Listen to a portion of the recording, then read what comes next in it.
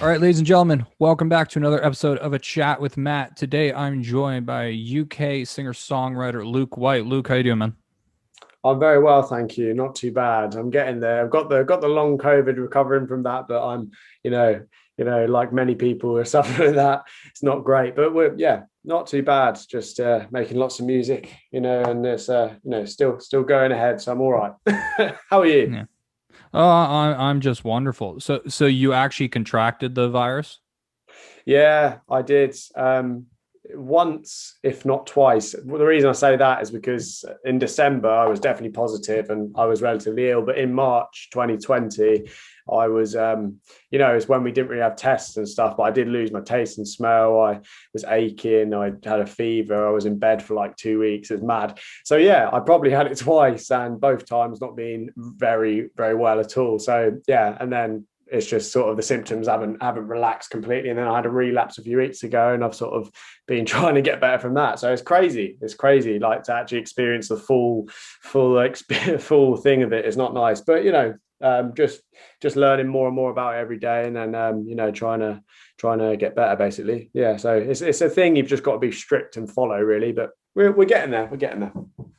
So what are you still experiencing any of those symptoms or lasting effects, or do you feel like you're probably fully recovered? Especially because the thing I'm hearing a lot is like the taste and smell aspect is something that a lot of people aren't getting back to 100%. Luckily, I didn't have that issue because basically I had COVID. Well, I had COVID. I didn't get a positive test, but I had all the symptoms, and back in March, 2020, and that's when I lost taste smell. That time, and I got better after like a month or two, and that was fine. It was all good. And then I had obviously COVID, like I said, in December, Christmas time, and I didn't lose my taste and smell. It was all more breathing and aches and stuff. But what's sort of kept going for me is the brain fog, the aches, the um, yeah, the aches, the fatigue, the tiredness sort of thing. But the brain fog is probably the worst, I'd say, just for general living, because it's like almost everything feels strange. It's very like out of it. So yeah, I think that's probably an annoying one to have, really, to be honest, because it really does affect your like cognitive, you know, day in and daily sort of activity. But it's something I'm unlucky to deal with, but I'm lucky to actually be alive and well and still be able to go about my day sort of. Just got to relax and take it easy. So yeah, I'm all right. I'm not too bad, but yeah, didn't lose my taste and smell, because which is good because I love food, so that's good. No, it's wonderful that you recovered. I'm very happy that you recovered. If for the people that aren't familiar with you and what you do, why don't you give a brief summary of who we are? Mm-hmm. Yeah, so I'm a singer from the UK. I'm from a place called Bedfordshire. If anyone, if anyone's that way, probably not. If they're in that over there, but yeah. So singer songwriter. I've been doing it for about 3-4 years now, just recording, writing, and gigging. Really, I was gigging quite relentlessly before all this happened. Like a good few times a week, and ran around London and doing the scene and the venues and around London, and even just smaller venues near where I live, because I'm more of like a sort of towns and villages sort of place, and doing pubs and stuff. But yeah, that was really what I sort of do, really a lot of gigging, but then the songwriting, a lot of songwriting sessions and writing with other artists and writing for them. So credits on that sort of side of things, and then just releasing on my end sort of thing, my own original music. So yeah, pretty standard singer songwriter type fella. But yeah, no, yeah, that's really what I do, and hopefully we can fully get back to all that soon. Especially with the gigs, there's a lot of stuff like function work I also do, which is corporate events and weddings and stuff. So yeah, all that sort of stuff. But yeah, that's me really. So where is the UK at right now in terms of shows? Because like from a few people I follow over there, like I'm seeing there's some performance popping up, but like they're limited capacity or it's like an Yeah. online thing only. Like so what's going on over there right now? Yeah, so basically, it's from the 17th that you can basically eat indoors and do stuff indoors, but obviously, yeah, just got to be careful on social distancing and stuff. So yeah, like I've even got a gig at the end of this month supporting an artist called Billy Lockett. Um, and yeah, that's in a venue in Bournemouth, And yeah, it's pretty much. I don't know if it's full capacity like you're saying. I think that's really what it is. That's the big fact. It's like you can go indoors pretty much very soon, but it's and watch a gig, but it's like, you know, limited, and it's all to do with the distancing sort of aspect of it. So yeah, we're getting there. I mean, even the Brits tonight, the Brit Awards in the UK, that's like it's almost all a lot of trials going on. So there's people, obviously they get a test before they go in, and then they'll see how it goes, sort of thing. But we've had 0 deaths, which is very positive, and yeah, so it's getting there, luckily for us. But yeah, how is it with you? Is it literally just terrible still? Because I know my auntie and some family live in Toronto over there, so yeah, they've been telling us a bit. So yeah, it's not great. Like I'm just outside Toronto, so I'm in the same kind of neck of the woods that your family's in. With the way the pandemic's rolling right now, our local premier of the province, they're extending lockdowns by 2 weeks. They haven't announced anything as of now when we're recording this. So obviously this is going to be put out Friday, and we're recording this on Tuesday. But there's expected to be some sort of announcement. My guess they're probably going to extend it.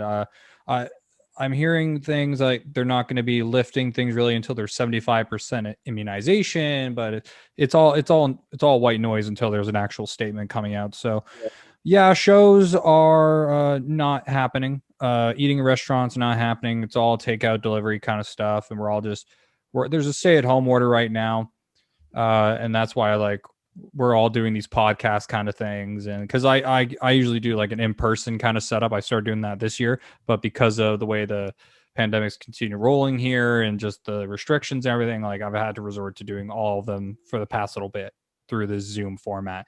So it's not great, but it is what it is, and we're rolling through the punches day by day, and we'll figure it out eventually. Just don't know when. Exactly, but it's cool. I guess that's what I've found. It's like crazy because you can't do stuff in person, but it has allowed, like, I guess you get to do, say, like for me, songwriting sessions, a few interviews, and stuff and calls and stuff like that with artists, like from anywhere around the world. And I don't think that happened as much when it was normal life. You just probably stick to, I'd go to London and do a writing session or something. But it's cool, you can do it with anyone. I think that's open doors to that. But I know what you mean. It is getting a bit long now, and we would like to just go out and do stuff. But it definitely has been cool for that.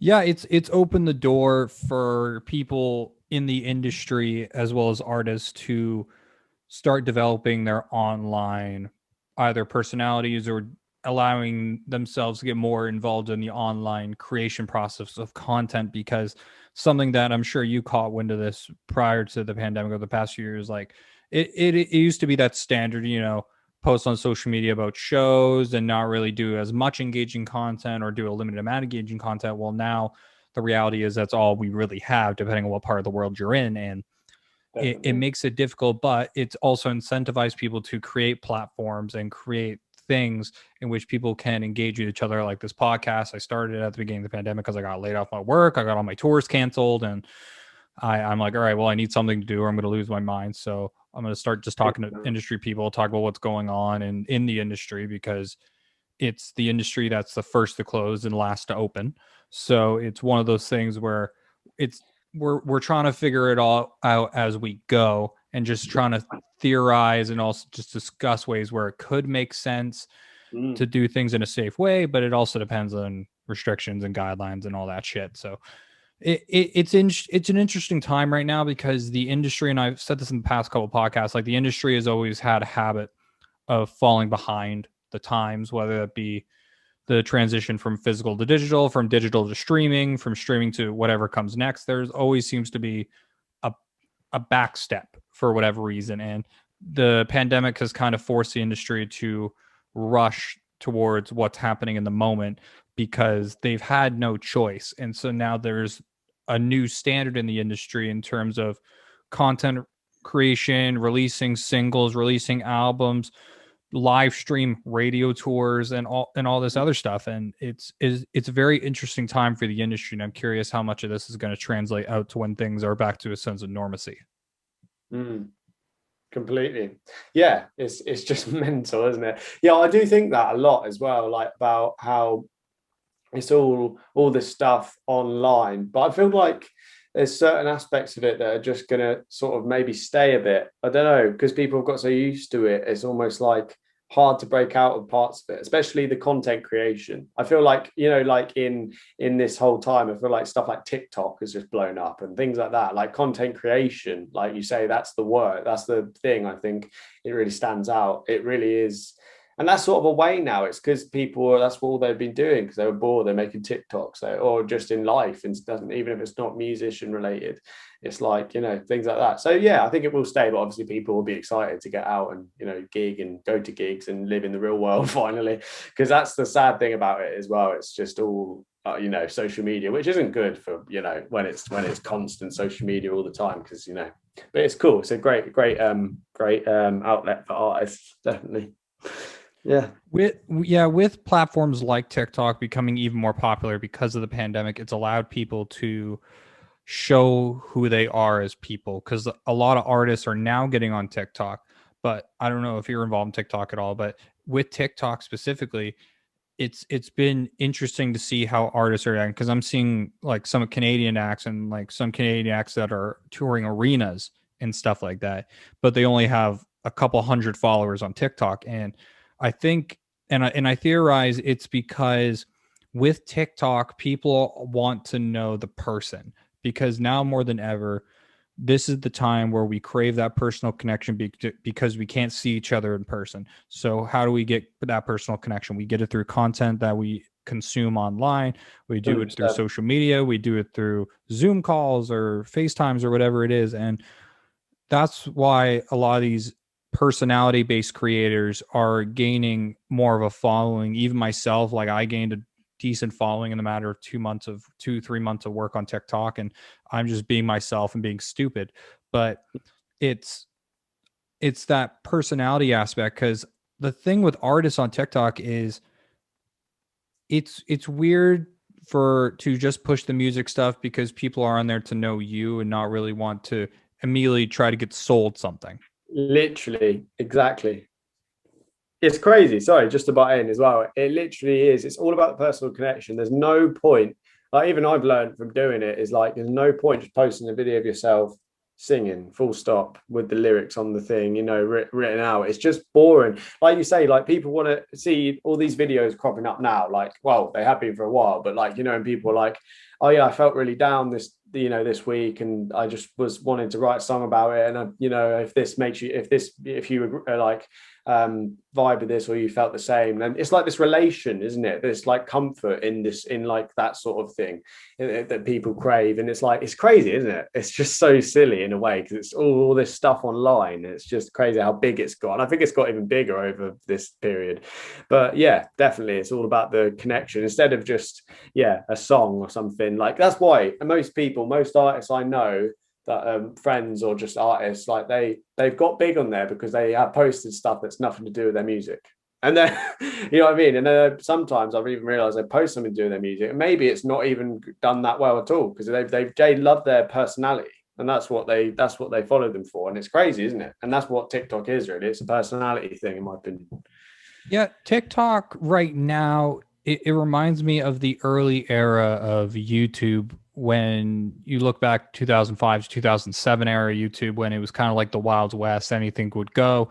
People can create what they want to create without worry of uh, apocalypses or just people canceling each other or whatever it is. And that's kind of what TikTok is right now. It's kind of the Wild West of that, because people are just posting literally whatever comes to their mind. And I think that's why people are attracted to that platform right now, because it's the freedom aspect of it. It's the personality aspect. It's people being authentically themselves without worry about what it could be after, and just being silly and being fun and just connecting with people. And also with TikTok, and even with just music audiences in general, people can smell bullshit. They know when you're fake. They know when you're not being an authentic version of yourself. And with TikTok especially, it's very easy to see that when you're watching someone and like they're either overacting it, or it's very clearly like a higher production, but they're still trying to make it personable, so it leaves kind of a sour taste in the mouth. And like the people on TikTok that get the most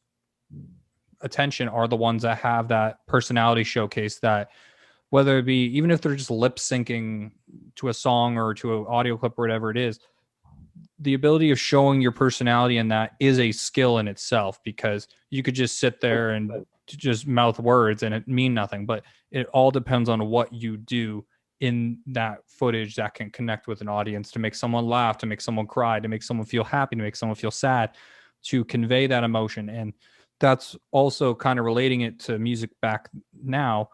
The live aspect of music is something that people crave, because now more than ever, we are dying for that personal connection live. Because when an artist is on stage and they sing a certain song and it makes everyone in the room feel a certain way, that's what we're all craving. And that's why we're flocking over to these online platforms like TikTok or YouTube or wherever it is to consume content.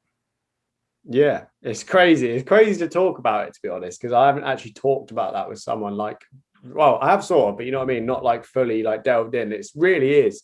Like, that's why it's all blown up, all these things. Like, you know, especially TikTok and, you know, Instagram, even more so now. And it's just like crazy, like reels and stuff like that. That's become so big because of TikTok. And it's like, it's just crazy, isn't it? This world we live in is so like, even that's why I think like now it's just going to stay sort of on there as well. It's going to be so important to post still, even when it gets back to normal, like so important. Like, it's always been like that because of the current, you know, like social media is so big. But yeah, it's mad, man. Mental.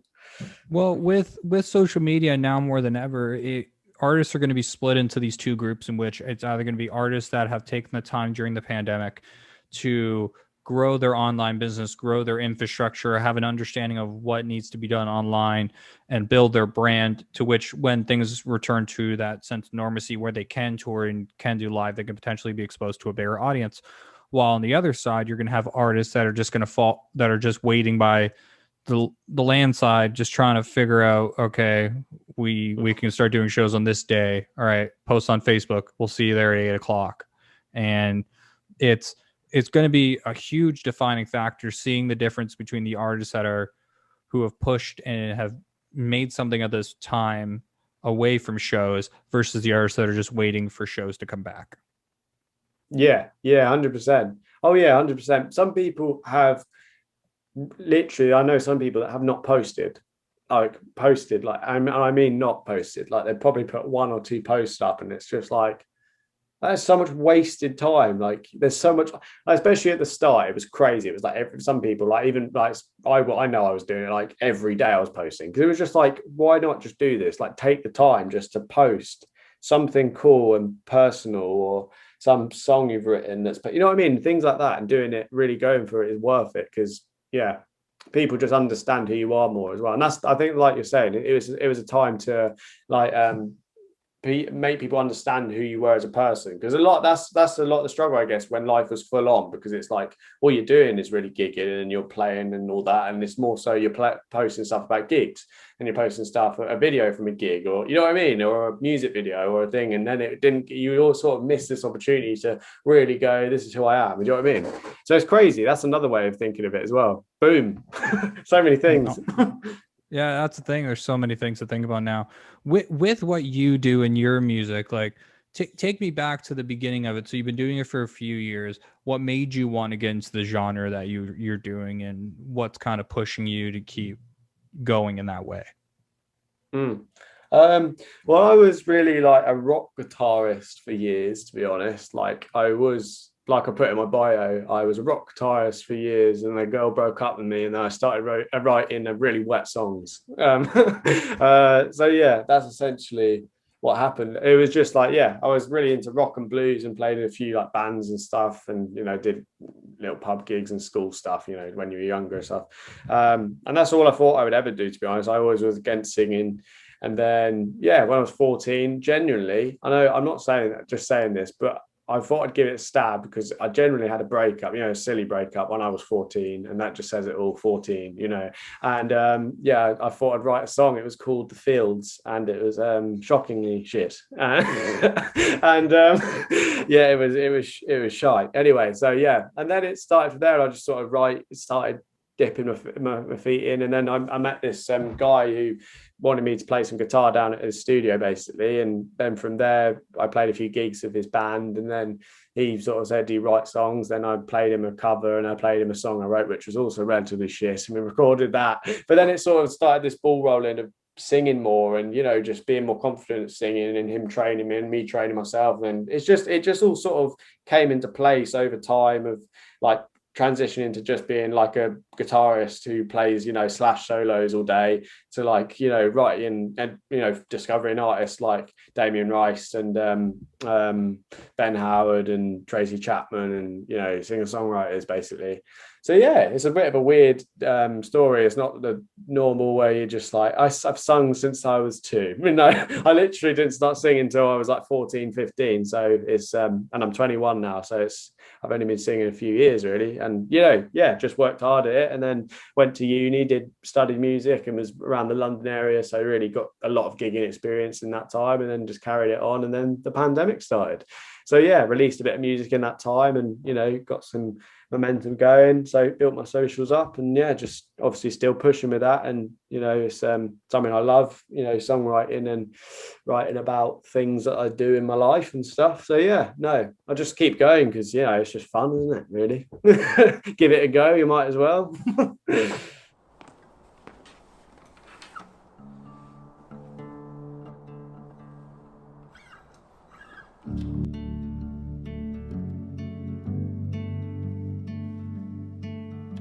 The world is changing and I don't know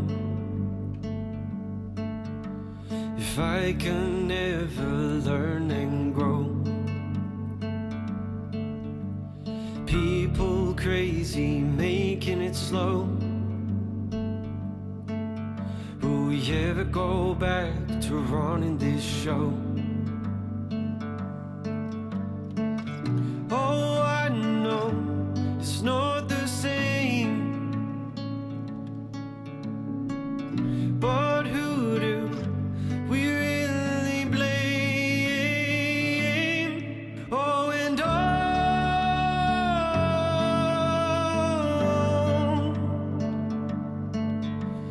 people can change you, we all get things wrong.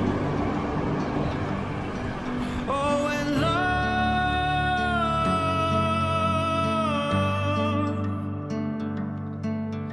it's the only thing keeping us floating along. So let's keep holding on. The feeling of love when I came back home, like a sentimental dream that I never lost. I feel like I'm not alone. My mind is ticking on and I'm ready, love. Oh, I know it's not the same, but we still play this game. Oh, and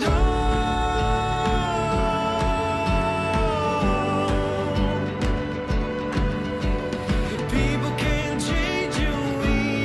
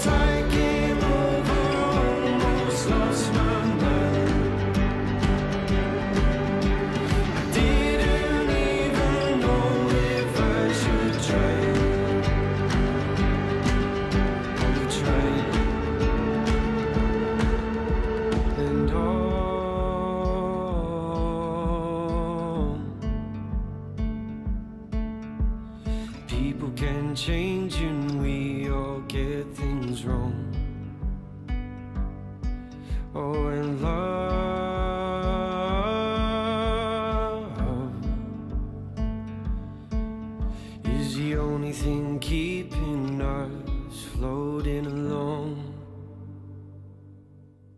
That's good. That's brilliant. That's good, man. Can we do that one more time? Mate, that was. I got goosebumps from that. Okay, ready? Yeah, ready? Action. Sorry. Right, ready? Bloopers team. Bloopers. So with that, it's not that different of a story to a fair amount of people, because a lot of people start off, especially on the singing side, they start off with that music rather than being the front person. They're just playing a guitar or playing drums or anything like that. And then it eventually transitions because, like you said, you just want to give it a stab and see what happens. And then, yeah, we all write our sad boy music about the girl who broke up with us when we were 14 and, crying on our pillows or whatever it is. And then to transition that into what you do now, it's a very normal process. And I think it's a good origin story because it's just honest. It's like, this is what happened.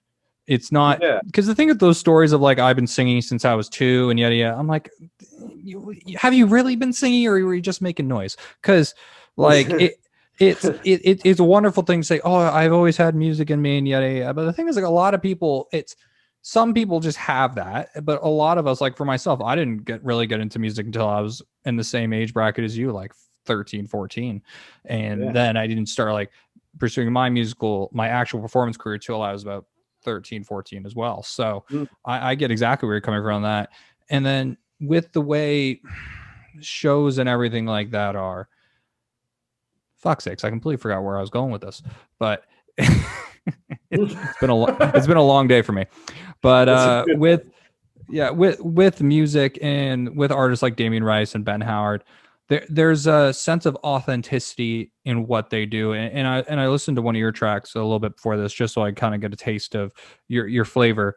And in the music you have out now, I genuinely feel like it's a true exposure to who you are. And something that I continuously push on this podcast is authenticity prevails all.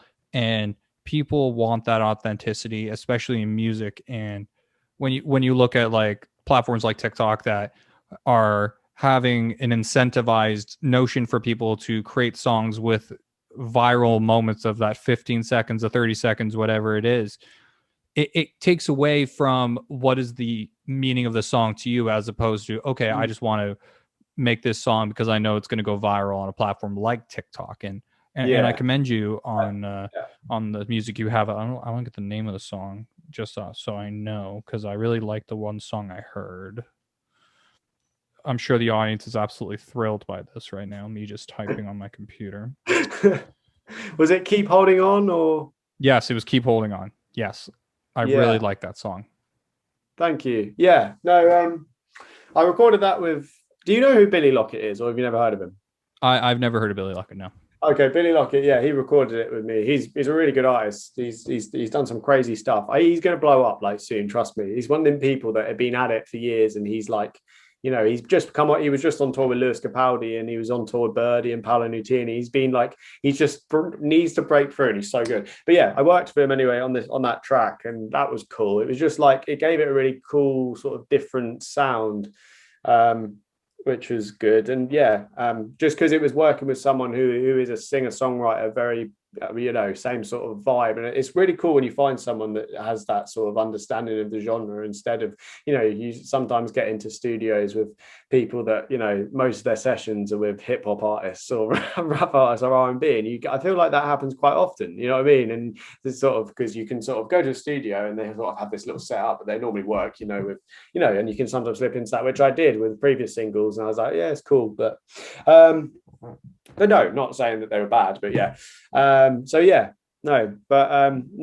over lockdown, I've sort of honed in on that sort of sound and that sort of way I was writing. And I've sort of been working with another producer as well, who's similar and sort of understood that Billy Lockett sound and understood that sound that from Keep Holding On. And sort of trying to hone in on those specific characteristics, you know what I mean, that make it original, and, trying to really carve your voice into something that stays and doesn't change or something. You know what I mean? Like, I really think I found my voice now, and it's trying to make it, I wasn't trying too hard to make it original. It came naturally, but over time, I sort of, even over this lockdown, I've finally found, I think, solidly how I sing. It's strange, but really it's stuck now. And just the way I play guitar, or the types of things I do, which is some quite typical, singer songwriter stuff. But there's certain things that I guess I do that sort of just what that I don't really take from anyone else, sort of thing. You know what I mean? So yeah,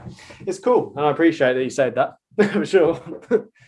With the journey, especially when you're early in your career, like you're 21 now, you're still in that early stages of your career where you're still playing around with different things. You're still exploring the genre, you're still exploring what your voice can do, what you can do playing wise, what you can do production wise, and playing around different few producers to get the grasp of what production and quality you want in your music, and also like how you want it to be conveyed to an audience. And that's very normal, because the issue with some people is when artists are in that early infancy stage, they can get trapped in that like early stage where they stick with one producer, or they stick with a certain sound because they think it works for them, as opposed to exploring and trying to figure out who they really are as an artist. Because a lot of us musicians, we start off with, we somewhat emulate the people that we're fans of. So like for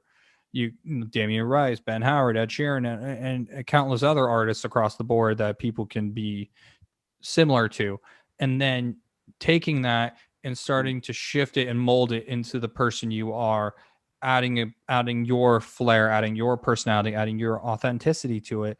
That then creates a new pathway for yourself, and also it exposes the audience to who you are as an artist, as opposed to who you think you should be. That literally summed it up perfectly. It's so strange, because it's mad. Like even this time, I feel like it's strange, because you like you say, you think you found what your sound wants to be, and that's weird you said that. Literally, you think you found it, and I thought I found it. I was at uni, I was like, oh yeah, I've got it, yeah. But it was like, no. Over this lockdown, I really realized how much I ripped off of some artists. Not ripped off in a like playing wise or lyrics, but in terms of the way you sound, or you try and sing like Ben Howard or someone, or Dermot Kennedy. I was like almost trying to sing like them, or trying to write songs like them, but it's like, no, because then you're just literally being them. And it's like, no, I sort of found a way. I just got out of that, luckily, and was just like, okay, this is how I do stuff, and this is my sound. So this is what it is, and I enjoy it. So yeah, it does take a while, and it's weird. You sort of really go off your influences, and sometimes get a bit lost in it sometimes, I guess. But yeah, I definitely got out of that, because originality and authenticity is so important. So yeah.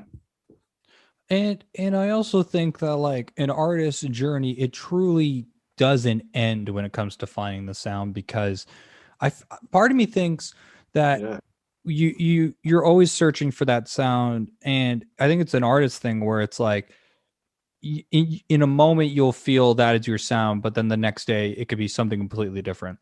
And I think that's something that artists should consider, because if you stop searching, it's kind of like if you use a shark, for example. If a shark stops swimming, then it dies, to be blunt. And with music, it's kind of a never-ending journey in that discovery of who you are, because the first single you put out there's a chance it's probably going to be vastly different than the second single, and there may be different variations and different changes, but having that continuous drive and that continuous hunger to continue your growth, not only as an artist but a musician as well, it allows you to open the doors and explore even more horizons in the musical landscape. Oh, it's mad. It's actually all these things you're saying, it just like hit in my head and being like, oh god, yes, exactly true. Like I was saying about, like you were saying about the first thing we put out. Like I mean I'm one of the people that they put out a song when they were like 17 or something, and they just, well, obviously I hadn't been doing it too long anyway, so and you sort of just put it out, and it's not a bad song, but that's probably not going to be your sound. It just sounds like Ed Sheeran type song, You know what I mean? That's just like, you know what I mean? And it's strange because if you listen to the first one and then keep holding on, which my recent one, it's just my voice sounds completely different. My, you know, maybe also because I was younger, but just how I sing, like the, you know, the different like tones and stuff you use or whatever, or you know, the way you write. It's just strange, and the different guitar tunings you use, and it's just weird. It is true, and I like keeping stuff like that on Spotify because now I've got all these new songs ready to release, and you know, I've recorded them. It's quite cool to see progression. You know what I mean? I think it's cool. So yeah, definitely, it definitely does change like crazy. I think it's better that artists keep up the old works, because something that bothers me is when artists take down their old works in order to kind of, it's almost like they're erasing the progress from the public eye. But I think keeping those old tracks up is the best thing you can do as an artist, because people can go through your discography and truly see the progression of where you are from then to now. And it also adds that, once again, bring it back, that authenticity and personality aspect that shows, hey, see my growth, grow with me as an artist, grow with me through this journey. And it allows people to understand your state when you were first putting out those songs to the songs you're putting out now, and just seeing the contrasts and the flavors and the different vibes that are different in the music that you're putting out, as well as lyrically where you are. It can be vastly different over the years, because like I think of songs that I wrote back when I was 16, 17, and versus songs that I have right now that for a single I'm working on now. It's a vastly different writing style, and I think that's what's amazing about music.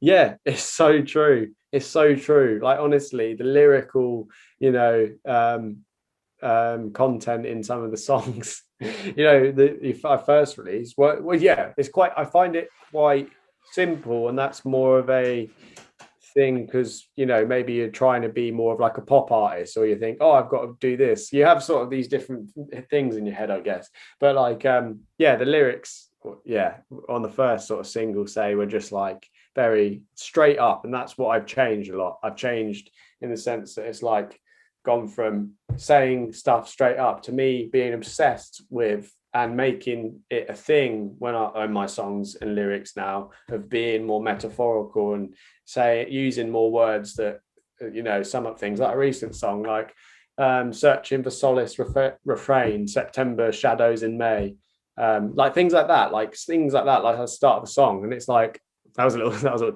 spoiler there. And then yeah, so it's like things like that I love, and it's like searching for a way of saying something that's not obvious, or well, it depends, it can be obvious for a purpose. But yeah, it's crazy because when I first started I wouldn't have never thought like that, and I think it's come from listening to people like Ben Howard and David Gray and Damien Rice and Dermot Kennedy, people like that, like very much do that, you know what I mean? So it's with lyric development, it's that process of, because I was in a very similar boat. Like my lyricism was very direct. It is what it is. And then I transform into that more metaphorical, metaphysical kind of lyricism. And also it allows you to be more expressive with your words, because when the issue I realized I had was when I was limiting myself to writing about what it was, as opposed to coming up with some sort of analogy or some sort of metaphor for what it could be, as well as making it a bit more visual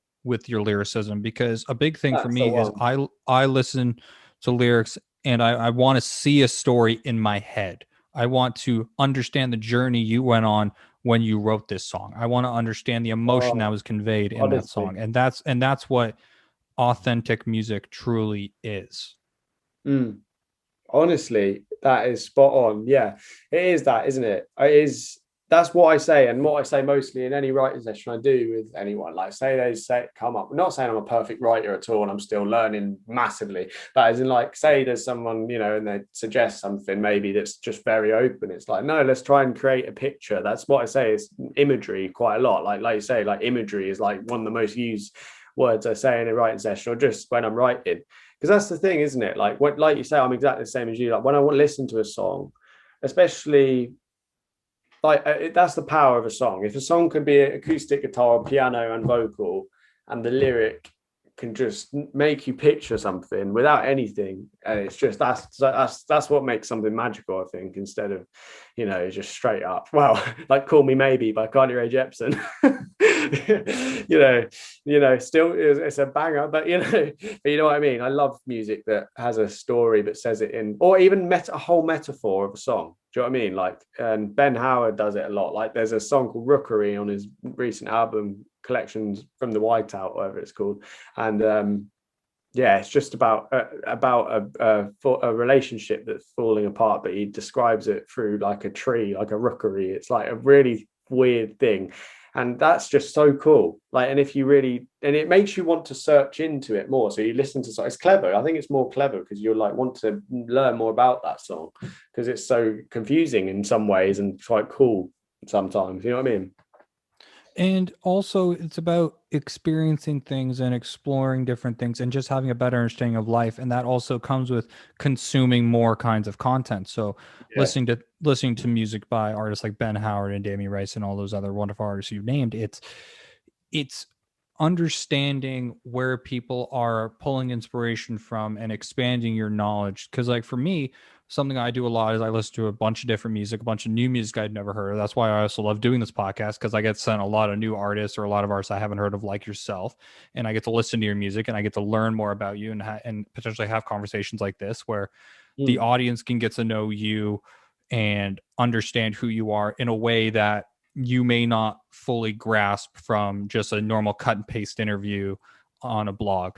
And I think that's why these kinds of platforms and these kinds of conversations are so important for music and for artists, because the thing that this industry needs more of, and I'm going to continue pushing it in every podcast, it needs to have that authenticity, and also for people to truly understand what it is to be an artist, to show the journey of what it is to create a song, to write the song, to produce the song. And then when it comes to putting out a campaign, find what is the message behind the campaign, what is the reason for the campaign, what is the story behind the campaign. It all encapsulates into what this industry is. Completely.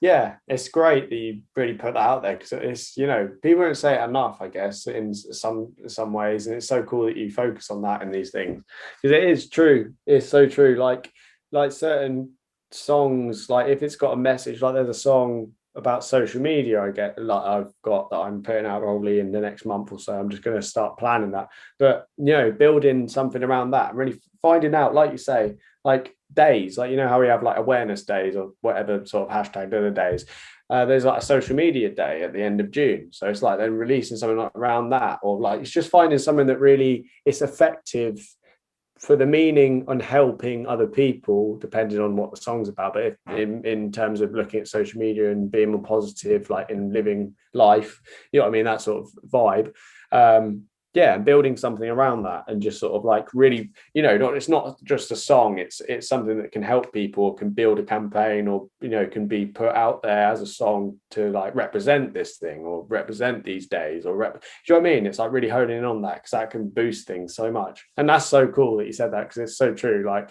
originality and authenticity in that way is so important. I've realized that, like, just probably in the last year, like it's just like with releases now, it's just honing in on that, because that's what will stand out. Otherwise, if you're just going to say, here's a song, it's called this, if it's about that topic, that's it, that's all it is. It's just, they'll listen, oh, it's got a nice melody. If they don't have any background or anything attached to it, it's just a bit of a waste, isn't it, potentially?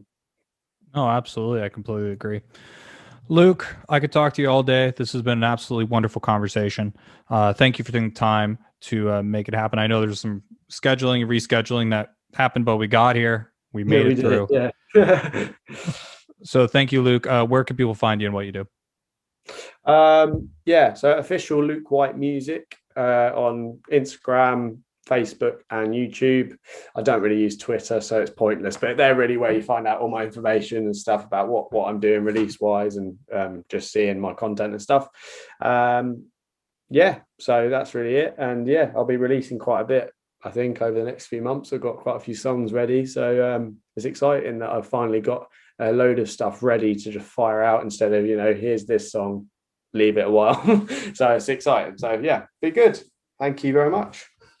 All right. Thank you, Luke. All of Luke's info is going to be in the description down below if you're watching this on YouTube or listening to this on Spotify, Apple Music, or wherever you consume your podcast content. Thank you guys for watching, listening, subscribing, and all that stuff. I'll see you in the next one. Take it easy. Peace.